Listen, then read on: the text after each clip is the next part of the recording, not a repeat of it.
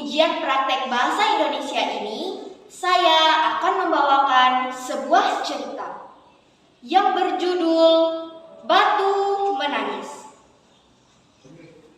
Pada zaman dahulu, di daerah Kalimantan Barat, hiduplah seorang janda miskin dan anak gadisnya. Anak gadis itu bernama Jelita. Ia adalah gadis yang sangat cantik. Namun sayang, ia memiliki perilaku yang sangat buruk. Jelita adalah anak yang pemalas, tak pernah membantu ibunya.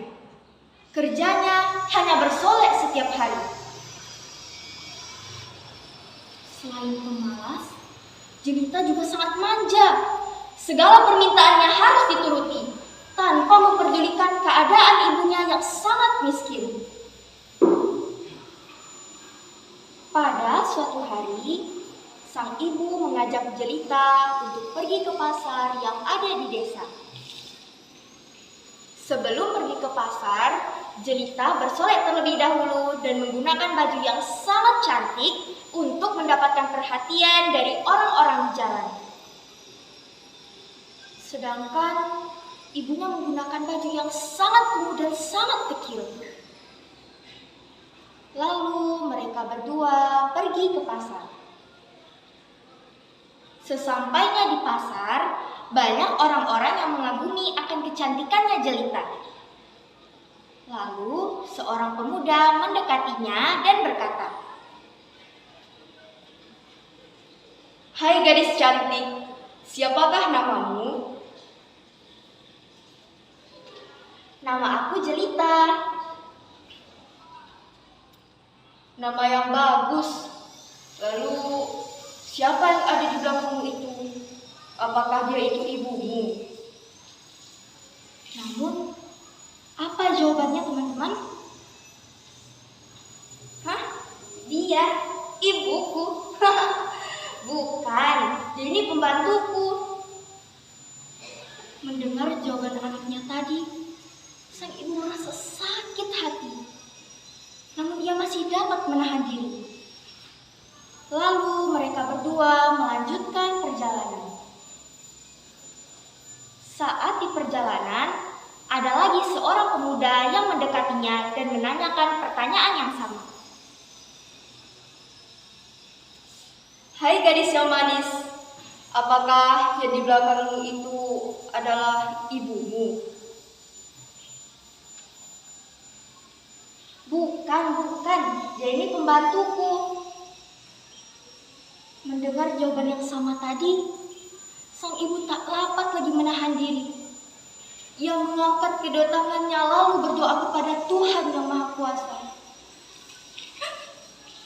"Ya Tuhan, hamba tak lagi dapat menahan diri. Hamba sakit hati mendengar pernyataan anak hamba. Hukumlah anak durhaka ini. Hukumlah dia." Tiba-tiba langit menjadi gelap. Petir menyambar di mana-mana. Tiba-tiba tubuh Jelita berubah menjadi batu. Dimulai dari ujung kaki hingga ke atas kepala. Jelita takut. Ia memohon ampun kepada ibunya. "Ibu, ibu, mohon ampun bu, maafin Jelita bu. Jelita gak mau jadi batu bu. Ibu, maafin Jelita bu." Namun semuanya sudah terlambat. Tubuh Jelita sepenuhnya menjadi batu. Namun orang-orang sekitar melihat bahwa kedua matanya masih menitikkan air mata seperti sedang menangis. Maka orang-orang menyebut batu itu dengan sebutan batu menangis. Demikian cerita yang dapat saya sampaikan. Pesan yang kita ambil dari cerita tadi adalah janganlah pernah durhaka kepada kedua orang tua, terutama kepada ibu kita yang telah melahirkan kita dan membesarkan kita dari kecil hingga besar.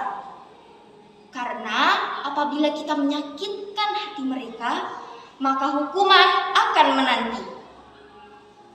Pergi ke sawah membawa galah, pulang ke sawah bertemu merpati. Kalau ada kata-kata yang salah, mohon jangan simpan di dalam hati. Gadis cantik pergi ke sekolah, membawa kembang sepatu. Wabillahi taufik wal hidayah. Wassalamualaikum warahmatullahi